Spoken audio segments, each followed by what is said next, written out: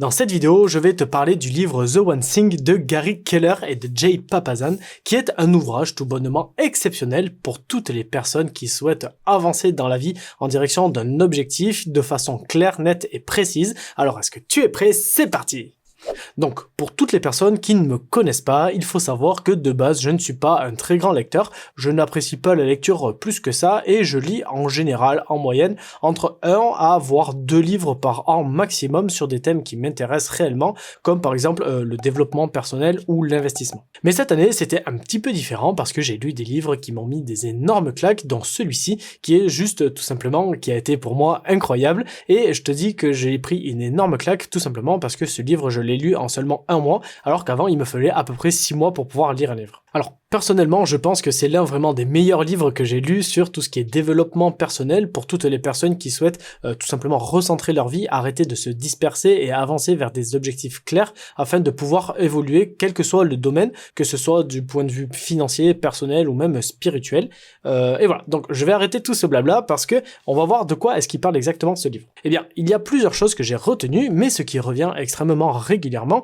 c'est que dans ce livre, on te parle d'aller vers l'essentiel. Je développerai un petit peu plus tard dans la vidéo en te parlant des chapitres et de ce que tu vas pouvoir y retrouver, mais le fil conducteur de ce livre, c'est vraiment de réussir à te canaliser et à te concentrer sur ce qui est vraiment essentiel, c'est-à-dire sur ce qui fera vraiment avancer ta vie dans le sens de ton objectif. Et pour trouver et comprendre ce qui pour toi peut paraître essentiel, il y a une image que j'ai vraiment adorée parce qu'elle me représente vraiment à 100%, c'est l'image de la checklist. Alors personnellement, j'adore m'organiser avec des checklists et je t'avoue que ça me permet d'éviter d'oublier les choses et de savoir ce que j'ai à faire, mais grâce à ce livre, j'ai vraiment réussi à beaucoup mieux m'organiser. En gros, pour comprendre et trouver l'essentiel, il faut que tu te dises que si jamais tu as 10 tâches à faire dans ta journée, si tu devais en faire qu'une seule sur ces 10 tâches qui te permettrait à réussir à avancer vers ton objectif, quelle tâche ce serait? Quelle est la chose essentielle que vous pouvez faire cette semaine qui vous permettrait de rendre tout le reste plus facile ou inutile? Et ça, c'est une question que tu vas retrouver tout au long du livre, car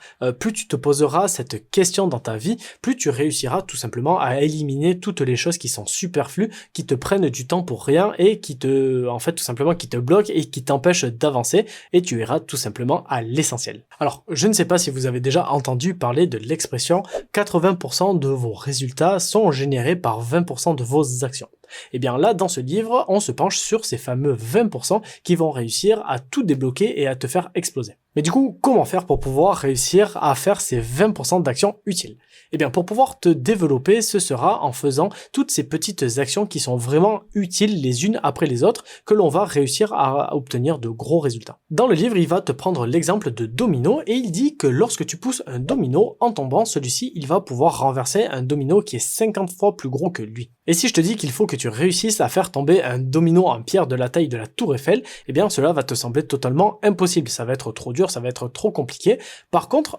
maintenant, plutôt que d'utiliser toute ton énergie, en gros, pour faire tomber ce domino en poussant comme un âne, eh bien tu auras compris qu'avec notre image, il faudra simplement que tu prennes un petit peu de recul et que tu fasses les choses de façon intelligente et que tu commences par tout simplement pousser le tout premier domino qui sera une toute petite action qui va en enchaîner une autre,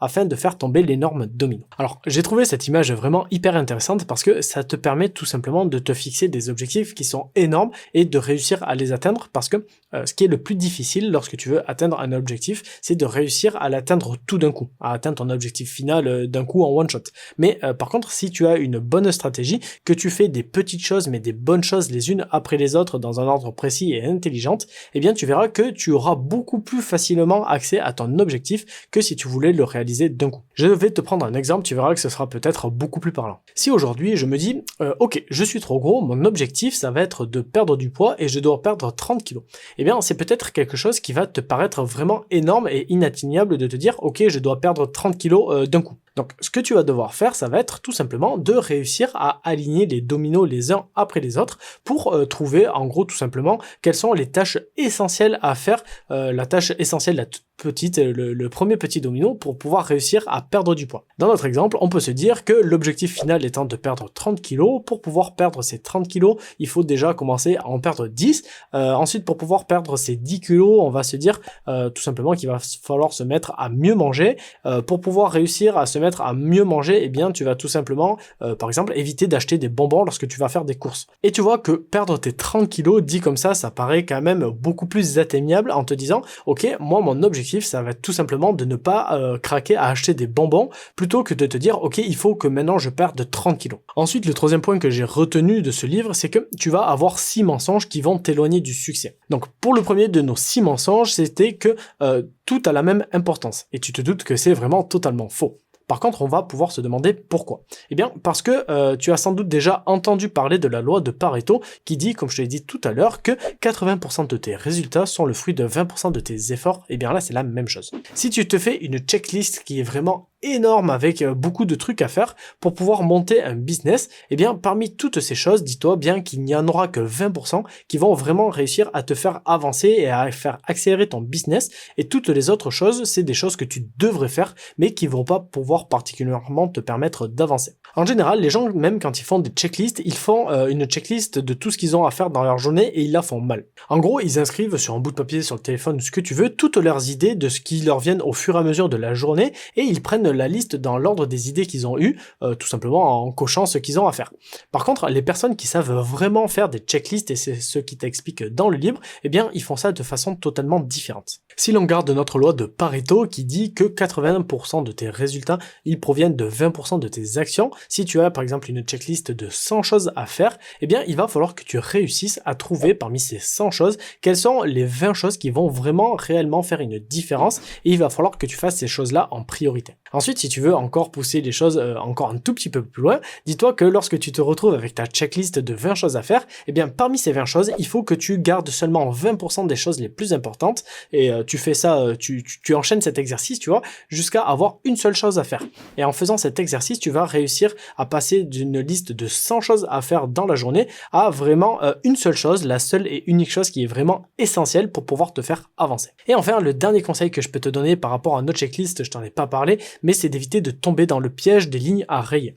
Pourquoi? Tout simplement parce que lorsque tu as une checklist d'environ, on va dire une centaine, on va garder le même exemple, une centaine de choses à faire, et que tu en as fait 80, que tu as tout rayé, que tu es fier de toi, que tu penses que tu as été quelqu'un d'efficace, eh bien c'est loupé parce que tu as tout simplement juste été quelqu'un de très occupé. Et ce n'est pas parce que tu as rayé les 3/4 de ta liste que tu as réussi à avancer vers ton objectif. Parce que, comme je te l'ai dit, s'il n'y a que 20% des choses qui sont vraiment importantes, si ces choses-là, tu les as laissées de côté et que tu n'as pas fait les choses essentielles, tu auras beau avoir fait tout le reste de ta liste, eh bien tu ne t'en sortiras jamais parce que tu vas tout simplement finir par t'essouffler, tu auras l'impression de faire beaucoup de choses sans avoir de résultats. Donc ne tombe vraiment pas dans ce piège de te dire, ok, si j'ai fait les 3/4 de ma liste, eh bien c'est très bien, j'ai très bien travaillé. C'est pas le cas, il vaut mieux que sur une liste de 100 choses à faire, tu n'en fasses qu'une seule, mais que cette chose-là, elle soit, tu l'as compris, essentielle. Ensuite, le second mensonge qui va t'empêcher d'avancer, c'est de penser que nous sommes multitâches. En général, quand on travaille, et moi le premier, on a tendance à s'éparpiller et à se disperser car on pense à quelque chose et on a du mal à rester focus. Eh bien, le fait d'essayer de faire plusieurs choses en même temps,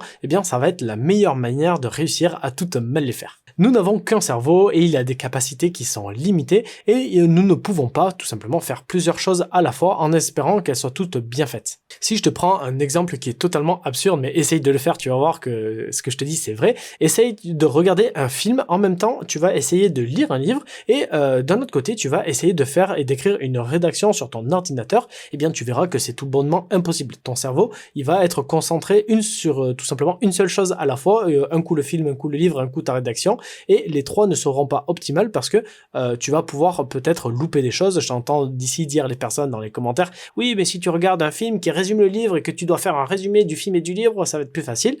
Certes, peut-être, mais en attendant, tu vas pouvoir peut-être louper certains petits détails lorsque tu auras le nez dans ton bouquin que tu ne verras pas à la télé, ou des choses que tu n'auras pas le temps de noter, etc., etc. Tout simplement pour te dire que le fait d'être multitâche, il faut vraiment que tu évites. Lorsque tu commences quelque chose, il faut que tu arrives à te mettre dans une bulle, il faut que tu arrives à ne faire que ça, ne faire qu'une seule chose à la fois, et tu verras que si tu arrives à rester à 100% focus, eh bien déjà tu travailleras beaucoup plus vite, et en plus tu travailleras beaucoup mieux, et tu auras de bien meilleures performances. Ensuite, le troisième mensonge, c'est que pour réussir, il faut absolument avoir une vie disciplinée. Alors, pour un livre qui parle de réussir et d'atteindre ses objectifs, de dire qu'il ne faut pas avoir une vie disciplinée, c'est peut-être quelque chose qui est très bizarre, mais l'auteur défend une idée qui a été juste géniale, que je t'avoue je comprenais pas au début, c'est qu'il ne faut pas confondre la discipline et l'habitude. Le plus important pour pouvoir réussir avec succès, c'est tout simplement de pouvoir réussir à développer des habitudes. Parce que en gros, lorsque tu vas faire quelque chose par habitude, eh bien ça ne va pas te demander d'énergie. Tu vois que tu ne vas pas te fatiguer, que tu vas le faire machinalement,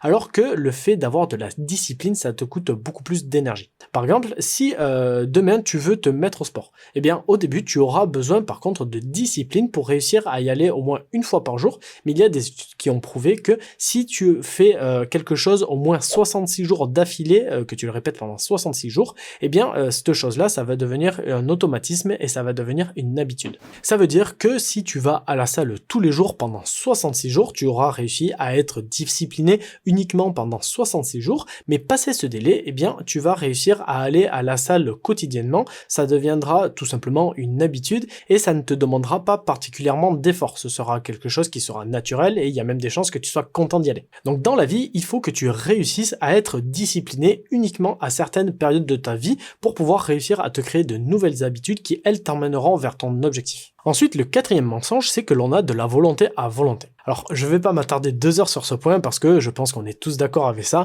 Il y a des jours où ça va pas, où on veut pas, où on n'a pas envie, où on est mou, où on n'est pas motivé, tout ce que tu veux. Et ça arrive à tout le monde et c'est vraiment normal. Personnellement, tu vois, en général, quand ce genre de journée ils arrivent, je préfère me forcer à rien faire. Je me dis, je reste au lit, je regarde une série, je joue à la play, je fais ce que tu veux, plutôt que de me forcer à travailler et à faire les choses tout simplement mal. Je préfère rester mou et inutile, mais par contre, pour contrebalancer ça, les jours où je vais être vraiment hyper motivé, eh bien, je vais travailler à fond, je ne m'arrête pas parce que je sais que la volonté, ça va et ça vient. Ensuite, le cinquième et dernier mensonge, c'est que il faut que tu réussisses à avoir une vie équilibrée. Alors, quand l'auteur, il te parle de vie équilibrée, en fait, il entend tout simplement par équilibrer trouver le juste milieu qui est le point de rencontre entre deux extrêmes opposés, par exemple mêler la vie privée et le travail. En gros, il explique que il vaut mieux vivre à fond une expérience dans un sens, puis à fond une expérience dans l'autre, plutôt que de vivre les deux à moitié. En gros, il explique que lorsque tu vas travailler sur des projets en cours, lorsque tu auras de gros projets pour le travail ou comme ça, il vaut mieux que tu travailles à 100% sur ce projet pour réussir à être le plus efficace possible, à ne penser qu'à ça et être tout simplement à 100% dans le projet, quitte à avoir un petit peu moins de ta famille. Mais par contre, une fois que tu auras terminé ce projet, eh bien tu seras concentré à 100% dans ta famille et plutôt que de penser en même temps au travail ou des choses comme ça, tu seras à 100% d'un côté et à 100% de l'autre. Et enfin, pour finir, le dernier mensonge, c'est que de voir grand, c'est mal. Alors pour ça c'est pareil, je ne vais pas non plus te faire un dessert, mais de pouvoir voir grand, c'est ce qui te permettra d'atteindre des résultats qui sont juste exceptionnels. Le problème c'est que si tu ne vois pas grand, eh bien tu n'auras pas d'ambition et tu n'arriveras jamais à avoir de résultats qui sont vraiment exceptionnels. En gros, par exemple, si tu restes coincé dans l'idée de te dire que de gagner 5000 € par mois, eh bien c'est beaucoup d'argent, eh bien toute ta vie tu seras plafonné à gagner toujours moins de 5000 €. Par contre, si à côté de ça, dans ta tête, tu te dis que gagner 100 000 € par mois peut-être, eh bien c'est le minimum, que c'est hyper facile, eh bien tu vas tout simplement exploser ce chiffre sans même t'en rendre compte. Donc c'est pour ça qu'il faut vraiment que tu te dises que il n'y a pas de limite, voir grand c'est ce qu'il faut, et il y a même une expression de Oscar Wilde, je crois, qui dit que en gros il faut toujours viser la lune, car même quand on échoue, en gros on atterrit dans les étoiles, un truc comme ça, et c'est vraiment vrai. Donc il faut vraiment que tu réussisses à avoir gros pour pouvoir voilà, vise le plus haut possible, que si jamais tu te loupes, eh bien au moins tu auras quelque chose de mieux. Et une fois que tu auras compris ça, il va falloir que tu comprennes la puissance de la question déterminante. Alors, cette question déterminante, elle est vraiment très simple et c'est la suivante. Quelle est la chose essentielle que je peux faire de telle sorte que, en la faisant, tout le reste deviendra simple, voire inutile? Alors, cette question, il faudra que tu réussisses à te la poser à longueur de journée pour réussir à aller uniquement vers l'essentiel. Cette question, c'est ce qui te permettra de réussir à faire des choix dans ta checklist qui pourra te permettre de garder uniquement les 20% d'actions qui vont pouvoir t'apporter 80% des résultats. En plus, l'avantage de cette question, c'est qu'elle peut te mener à tout parce qu'elle marche vraiment avec tout dans la vie, que ce soit côté spirituel, en te disant quelle est la chose essentielle que je peux faire aujourd'hui pour aider quelqu'un, au niveau de ta santé, en te demandant quelle est la chose essentielle que je peux faire aujourd'hui pour atteindre par exemple mes objectifs de régime, quelle est la chose essentielle que je peux faire aujourd'hui pour réussir à améliorer, je sais pas, mon couple, quelle est la chose essentielle que je peux faire pour réussir à améliorer mes finances, etc., etc. Tu vois que vraiment cette question, elle est capitale et qu'elle est vraiment du coup déterminante, et c'est vraiment une question que tu vas devoir te poser toute la journée. Et petit point de détail, quand je te dis de te poser une question déterminante, c'est une question qui devra être grande et spécifique. En gros, si tu prends l'exemple de quelqu'un qui veut gagner plus d'argent avec son entreprise, eh bien, il aura le choix de se poser 4 types de questions, mais celle qui réussira vraiment à faire la différence, c'est de te poser la question, qu'est-ce que je peux faire pour pouvoir réussir à doubler mes ventes en 6 mois? Donc tu vois que cette question, elle est vraiment parfaite parce que tu auras un objectif qui sera très grand de réussir à doubler tes ventes, mais en plus de ça, tu auras un cadre temporel, donc ta question sera spécifique qui te permettra de réussir à avancer et à rester motivé parce que tu sais que tu as une deadline, tu sais que c'est dans 6 mois qu'il faut que tu réussisses à doubler tes ventes, donc ça te permettra de rester motivé et d'atteindre ton objectif rapidement. Ensuite, une fois que tu auras compris tout ça, que tu auras des objectifs qui sont clairs, que tu sais exactement comment y arriver grâce à l'essentiel, en te posant les questions, en faisant la checklist, tout ce que tu veux, il va falloir que dans ta vie, dans ton fort intérieur, il va falloir que tu trouves un but. Et quand je te dis vraiment de trouver un but, il faut que tu fasses la différence entre simplement un but et un objectif. Un but, ce sera vraiment un but de vie. C'est quelque chose qui te permettra d'être heureux au fond de toi, qui te permettra d'être épanoui une fois que tu l'auras atteint grâce aux objectifs que tu vas te fixer. Par exemple, tu peux avoir pour but de réussir à te dire je vais mettre ma famille à l'abri en considérant qu'il faudrait que tu aies assez de revenus pour pouvoir payer un logement à tout le monde, à ton père, à ta mère, à tes enfants, à tes frères et sœurs, etc. Et aussi réussir à pouvoir passer autant de temps que tu souhaites avec eux. Donc ça va être ton but dans la vie et pour y parvenir, il va falloir que tu te fixes des objectifs comme par exemple te dire il faut que je réussisse à gagner 10 000 euros par mois pour pouvoir réussir à avoir cette liberté de passer du temps avec ma famille et être à l'abri financièrement. Donc ton objectif, tu as compris, c'est quelque chose qui va te permettre d'arriver à ton but, et ton but, c'est ce qui vraiment va te donner de la force de tout simplement réaliser ton objectif, c'est ce qui va pouvoir te déterminer à te lever le matin, tu vas y penser tout le temps, c'est quelque chose qui va te prendre au trip, tu vois, tu vas y penser du matin au soir, tu vas te dire, putain, c'est mon but, tu vois, c'est quelque chose qui me prend au trip, alors que ton objectif, c'est vraiment... voilà, c'est un point à atteindre alors que tu vois le but c'est vraiment quelque chose qui doit te motiver. Et à l'occasion, faites un petit test, remarquez qu'autour de vous, eh bien tristement, il y a beaucoup de personnes qui n'ont pas de but dans la vie car c'est vraiment extrêmement compliqué de réussir à avoir des objectifs qui sont très long terme, à avoir un but parce que en général, on est tous motivés pour pouvoir avoir des buts, des objectifs et des résultats immédiats. Par exemple, si je te propose de te donner 100 euros immédiatement ou 200 euros l'année prochaine, qu'est-ce que tu vas choisir? Bien, si l'on réfléchit mathématiquement, la réponse logique c'est de prendre les 200 euros. Mais il y aura la plupart des gens qui vont se dire, eh bien moi je préfère prendre les 100 euros de suite, c'est-à-dire qu'elles vont craquer pour un plaisir court terme, plutôt que de te dire, ok, je vais attendre un peu et j'aurai 200 euros l'année prochaine. Alors personnellement, comme je t'ai dit, c'est ce que j'appelle les plaisirs court terme, ce sont toutes ces choses qui vont te détourner en fait de ton chemin si tu n'as pas vraiment un but et des objectifs qui sont clairs, précis et atteignables. Et cette réaction, elle est vraiment totalement normale parce que en général, plus une récompense est éloignée dans le futur, plus la motivation immédiate de l'atteindre, eh bien, elle est réduite. Et pour réussir à ne pas craquer, il va falloir que tu réussisses à vraiment déterminer quel est ton but à très long terme, le diviser en but à 5 ans, à peu près à 1 an, en mensuel, en hebdomadaire, en quotidien, et enfin en but immédiat. Et personnellement, ce fameux but immédiat, comme je te dis, je préfère l'appeler moi personnellement plaisir court terme, parce que en général, je trouve que ça sonne mieux dans ma tête quand je passe, comme je te dis, devant le rayon des desserts, plutôt que de me dire mon but c'est de ne pas craquer, de ne pas manger de cochonneries, tu vois, ça, je trouve ça un peu bizarre. Je préfère me dire, ok, je préfère ne pas craquer pour ce plaisir court terme qui me donnera une satisfaction pendant 2 minutes le temps que je le mange, mais que je regretterai juste après. Et tu vois, ça, cet exemple que je te dis, c'est comme toutes les personnes, en gros, qui veulent économiser de l'argent ou même maigrir. Tu vas voir qu'avec l'exemple que je vais te donner, ça marche dans les deux cas. Eh bien, par exemple, les personnes vont aller au McDo, tout simplement parce qu'elles ont la flemme de faire manger et que voilà. Donc, ce qui va se passer, c'est qu'ils vont être super contents d'aller au McDo, de le chercher, de le manger, mais une fois qu'ils auront fini, eh bien, tu vois, ils vont avoir regretté de se dire, putain, on a été peut-être un peu con, tu vois, on a perdu de l'argent et en plus, on a bouffé de la merde, donc c'est pas vraiment top, tu vois. Eh bien, là, c'est ça, c'est vraiment le plaisir court terme, c'est ça, c'est d'aller au McDo, par exemple, et de craquer. Et si tu arrives dans ta vie à supprimer tout simplement tous ces petits plaisirs court terme, eh bien, tu verras que quand tu vas te faire plaisir, que tu vas peut-être faire un vrai resto avec ton chéri ou ta chérie ou avec ta famille ou comme ça, eh bien, tu prendras beaucoup plus de plaisir que si tu fais tous les jours des petits que tu craques tout simplement pour les plaisirs court terme. Et d'ailleurs, n'hésite pas à me mettre en commentaire si ça t'est déjà arrivé dans la vie de faire des choix, de craquer tout simplement pour des objectifs court terme et de directement le regretter très peu de temps après. Et enfin, pour terminer ce petit résumé de ce magnifique livre, il va falloir que tu réussisses à vivre sans avoir de regrets. Alors, en 2012, il y a un livre qui est sorti qui s'appelle Les 5 regrets des mourants. En gros, dans ce livre, l'auteur interroge des personnes qui étaient en fin de vie et en leur demandant quels étaient leurs plus grands regrets, etc.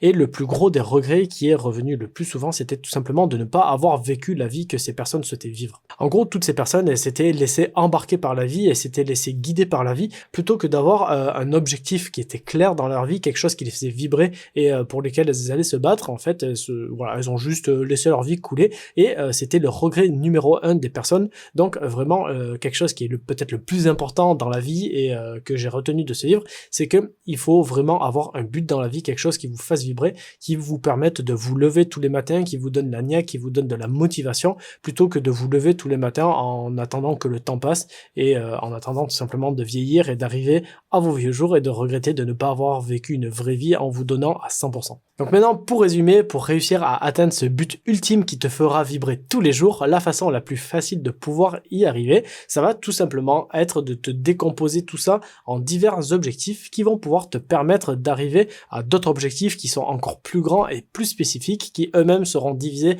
en des objectifs qui seront grands et spécifiques, etc., etc. Une fois que tu auras tout divisé en objectifs, que tu auras tout ça, eh bien, il va falloir que tu te poses la question de quelle est la chose qui sera essentielle à faire là maintenant de suite pour réussir à atteindre ton objectif à court terme. Et comme tu le sais, cet objectif à court terme, il va pouvoir t'amener à ton objectif quotidien, puis à ton objectif hebdomadaire, mensuel, annuel, etc. jusqu'à arriver à ton but ultime. Une fois que tu auras la réponse à toutes ces questions, il faudra que tu réussisses à rester focus, que tu prennes du temps pour travailler, que tu réussisses à mettre un maximum d'actions en place, que tu ne te laisses pas distraire et il va falloir que tu restes discipliné le temps de prendre une habitude qui te permettra de travailler sans t'essouffler et sans t'épuiser. Donc voilà les amis, ce que j'ai retenu de ce livre. Je vous avoue que j'ai vraiment adoré ce livre. J'espère que cette vidéo était un format que vous avez adoré. J'ai trouvé hyper compliqué, ça a été très compliqué pour moi de réussir à sauter certains passages et à pas être trop long. Je pense que même la vidéo sera un petit peu longue parce que j'ai adoré le livre. J'ai trouvé que les idées étaient vraiment géniales et c'était assez compliqué de tout résumer. Si jamais cette vidéo t'a plu, n'hésite pas à mettre un gros pouce bleu, ça fait toujours extrêmement plaisir. N'hésite pas à me dire en commentaire si tu as apprécié et si tu veux que je te le fasse avec d'autres livres. Je pense que moi je me suis bien régalé à le faire et je prends de plus en plus de plaisir à lire, donc je pense que tu auras peut-être d'autres vidéos sur d'autres livres et si jamais pour les personnes qui sont intéressées, je vous mettrai un lien directement Amazon en description si jamais vous voulez aller l'acheter. En attendant, faites une bonne lecture et moi comme d'habitude je vous dis à la semaine prochaine pour une nouvelle vidéo. Allez, ciao ciao.